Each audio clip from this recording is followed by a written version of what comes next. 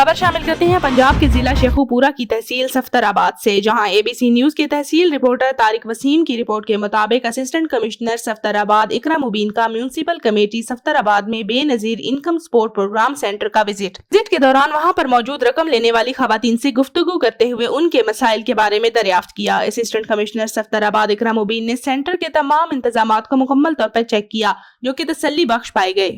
Visit کے بعد assistant commissioner Safdar آباد نے ہوٹلوں پر چیکنگ کی اور روٹی کا وزن کم ہونے پر 2,000 روپے جرمانہ کیا۔ اسسٹنٹ کمشنر صفدر آباد نے کہا کہ وزیر اعلیٰ پنجاب مریم نواز کے ویژن کے مطابق کم وزن روٹی بیچنے والوں کے خلاف روزانہ کی بنیاد پر ایکشن لیا جائے گا۔ پرائس کنٹرول لسٹ چیکنگ کے دوران اسسٹنٹ کمشنر صفدر آباد اقرا مبین نے مہنگے داموں فروٹ بیچنے والوں کے خلاف کارروائی کرتے ہوئے جرمانے کیے۔